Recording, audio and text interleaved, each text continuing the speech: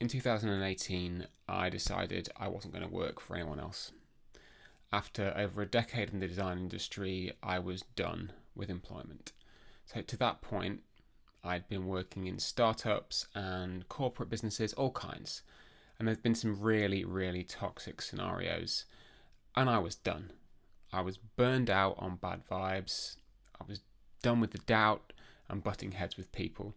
It was really clear that if I wanted to stay in the design industry, I had to do something for myself. Now, I really didn't know what shape it was going to take, although I kept telling myself that I'd seen enough of what not to do, so I should know what I should be doing, right?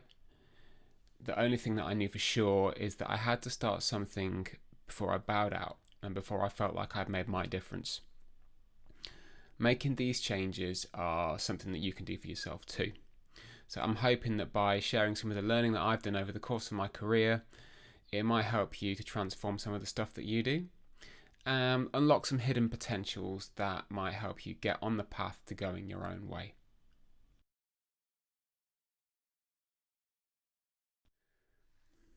Now, it took me a long time to realise that my success at work and in life really was likely related to my health, my physical fitness, my mental well-being, and the health of like my social structure as well. It's really important that you can learn your own rhythms and practice a little self-care, kind of not only when you really need it, but when you can feel the weight of everything just kind of getting onto your shoulders. It might sound a little bit trite, but if you look after yourself, you look after your mind, and you look after your body, everything else tends to fall into place, or it can at least become a little bit easier to manage. Now, working in the creative space, it can be a pretty sedentary existence. You know, we have long days, we're glued to the computer, we're sat in less than ideal positions, in not very good chairs, snacking at the desk, except for maybe the odd bathroom break, and it's just not good for our bodies. And I know how we go. We say, I got into the flow and I forgot to move. Hours can whiz past when we're really in the zone. However, when we're doing this for days on end, we're in the zone without like regular movement or even a bit of exercise, it can become seriously detrimental to what we're doing. So you have to keep moving. Now, I've made exercise a part of my routine. Things like making sure I get up and walk to the kitchen rather than keeping all the drinks on my desk. Going for a walk when I'm due a decent break. Even getting up half an hour earlier and just going for a quick jog around the block. I can really recommend getting outside of your working space, preferably outside into the fresh air. Don't just sit and browse a subreddit, as a distraction from the thing you're working on, because, get yourself away from your desk. Give yourself the physical space. And if nothing else, it'll let your muscles stretch out a little and reset from the kind of desk hunch that comes with this kind of unconscious comfort that we get into when we're in the zone. It's good for your body, but it'll go a really long way to clearing your head and making some mental space, which is definitely something that we all need from time to time. Looking after our mental health is arguably more important than looking after our bodies, although they're definitely both interlinked. The benefits of exercise on mental well-being have been documented time and time again. Anyone who knows me knows that I don't hide the fact that I struggle to maintain my mental health, the mental fortitude, if you will. It's a balancing act, and it's often in a pretty fragile state of flux. There have been some pretty dark spots in my life, and after a very long time, I understand that many of them may have been triggered and fueled by my relationship with work and how I was kind of approaching my professional life. I know that a lot of people around the world have felt this and do feel this. The turning point for me here was to acknowledge that I was really having problems. I was struggling and I needed some help. And honestly, it wasn't until the departure from the last startup that I was at that I really realized how far down in a hole I really was. If you take nothing else away from this talk, I want it to be that it is okay to say that you're not okay. Don't sit on that feeling and just hope it will get better. Don't tell yourself that you're being a burden to other people just because you're not feeling in a good place today. You can say that you're not doing okay, and that is fine. There will always be someone to talk to. There will always be someone to listen. If it's a friend, family member, go to the doctor. You can talk about it. There's nothing wrong with it. One thing that affected my mental health quite a lot, and I want to touch on it very quickly, is the concept of failure. Failure sucks. It can really sting our ego, and it makes us doubt the abilities that we have, regardless of what we've achieved in the past. At best, it might make us feel like we've got a really hard road ahead of us, and at worst, it can make us feel like we can't do anything better, and we need to get out of the situation right now. But here's a really important thing. Everybody fails. The greatest creative people in history have failed. Inventor James Dyson went 15 years into his career before he was truly successful. Failure after failure of his, iconic design.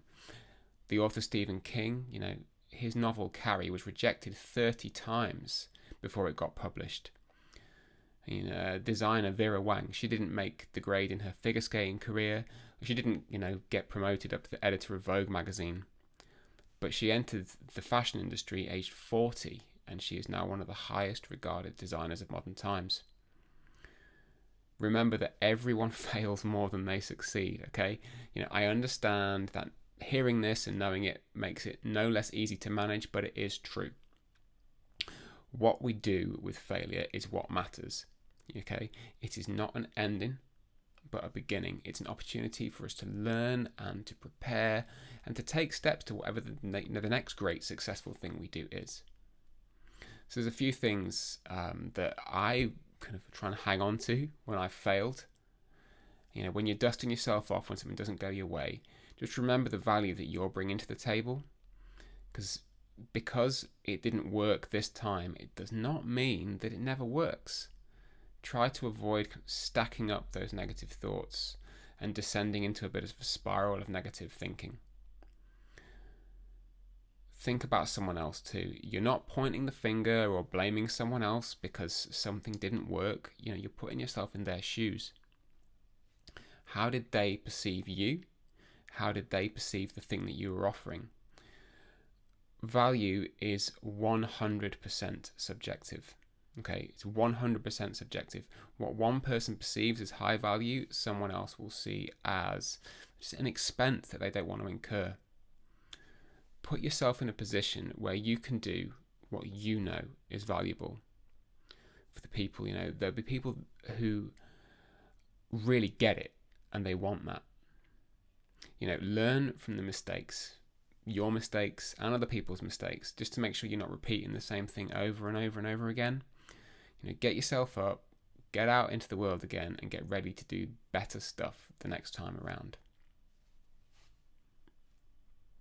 Somebody great once said to me that it takes a village to achieve great things.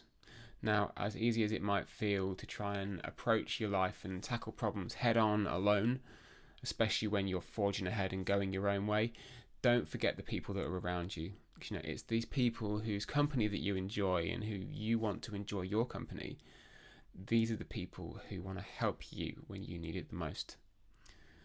Building and nurturing kind of a support network, both personally and professionally, can be the safety net that you need when motivation is lacking, when you are doubting your worth, or when you just need a sounding board. There are people there to do that for you. Schedule time to look after yourself and to nurture this tribe of people, your network. Don't grind yourself down for hours in front of a screen. Take a walk, get outside, let your mind wander, disconnect for a while, socialize. Find value in all the kind of the idle stuff, the things that you can do for yourself and your health. Because once you're in tune with this rhythm, you can really start to piece together a map for your own territory.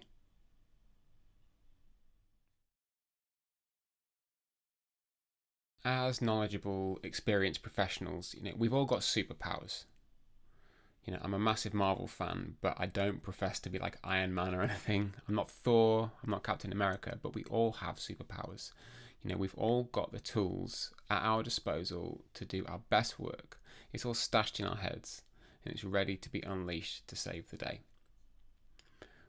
But, having superpowers is probably not much fun if you can't share them with people. So being able to use this knowledge and experience to help other people get better it will require you to jump into being like the expert. Because, who really wants to share bad insight or bad information? And it will give you the opportunity to refine the things that you think about and to grow as a person too. Your experience can become one of your greatest assets. I ask this question of anyone who will listen. Is how do you leverage the adjacent experience that you've gained throughout your years? Just because you've changed jobs or you've changed career paths multiple times since entering the workforce does not mean that your past efforts are for nothing. You've got stories to tell, you've amassed stuff. You've got anecdotal information that could become useful at some point or another. You've got people skills or facilitation experience, or maybe you've organized annual conferences for 500 plus delegates. What I'm saying is you've got a toolkit at your disposal. If you're coming into a new career or you're shifting tracks, don't let what you've learned go at the front door. These other experience areas can keep you going while you learn your new craft. Put in the effort to show value in the areas that you do know about and can learn quickly in the areas that you aren't as strong. Something that I learned quite early on when I was starting out my own business was this point from very sweary Gary Vaynerchuk. He's a social media guy. He's built his business from nothing. And, his story is impressive, even if you don't quite like his manner. Gary says that to give real value to people, share the journey that you're on, not just the outcomes that you've achieved. Because realistically, outcomes have no value if you cannot understand where they've come from. You can do this for people by sharing your experience. So like experience, knowledge can be qualified as all of the stuff that you know about the things that you do. The facts, the figures, the processes, the methods, all the things that give you a lift in your profession. And with this knowledge comes a fair amount of power, and with power comes great responsibility. As with the amassed experiences, how can you share the knowledge that you have to help other people grow and to grow yourself?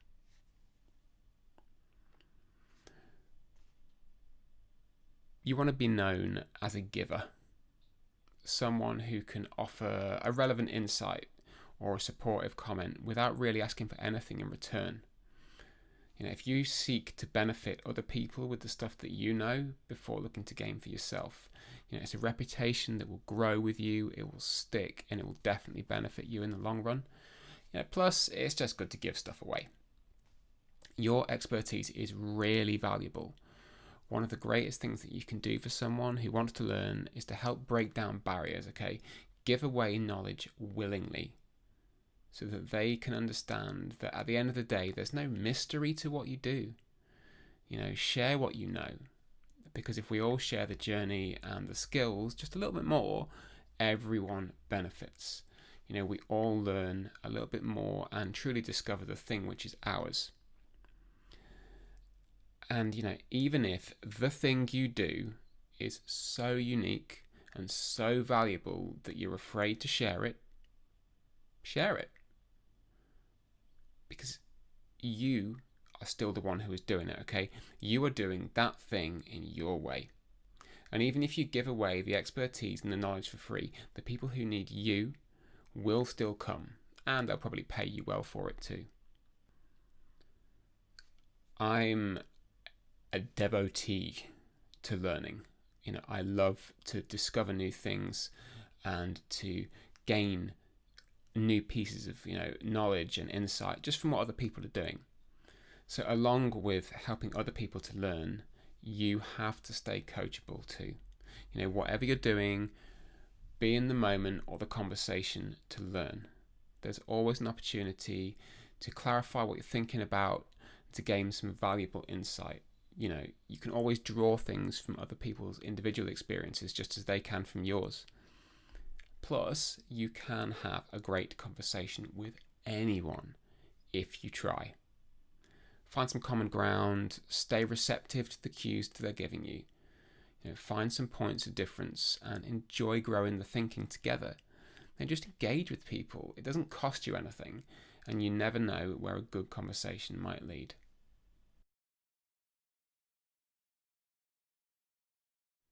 Okay, while it might feel like we've already walked thousands of miles, we are only just beginning, okay?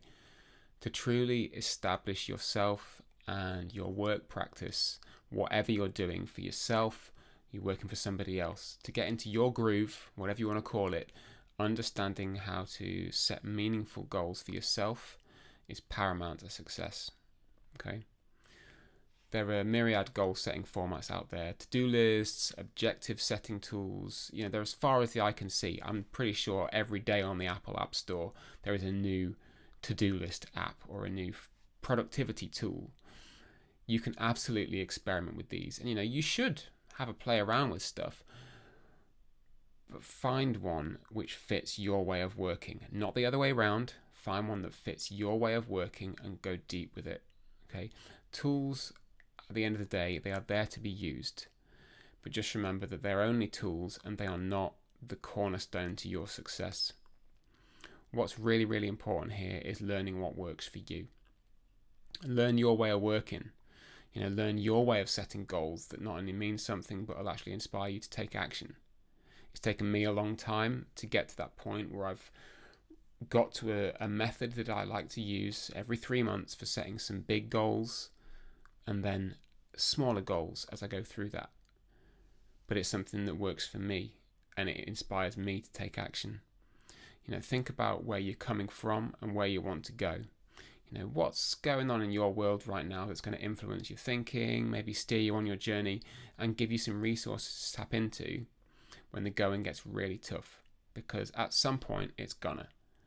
What might your starting point lead you to? Also, what is the bigger picture? What shape does winning take when you think about a future state for you or for your business or for your role in the company you're working in?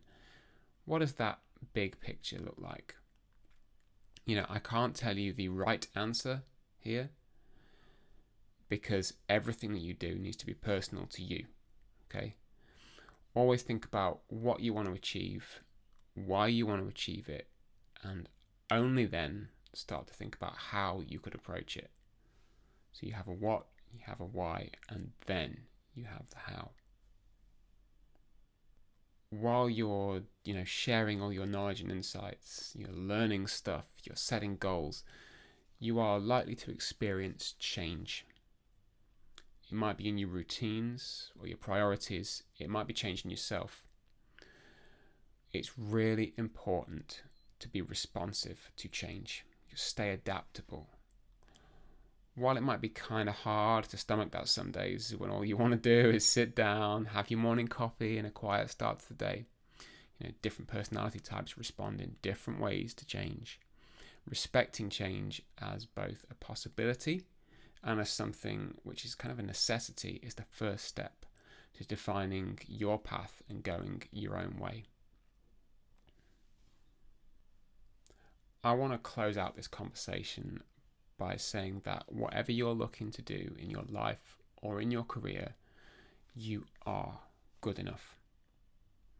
Sometimes we feel totally out of our depth. We feel unable to cope, or rationally approach a challenge that crosses our path. This is totally normal because we're only human beings. We're flawed. It's normal. Sometimes we might feel a shadow of our former selves or maybe outshined by someone else.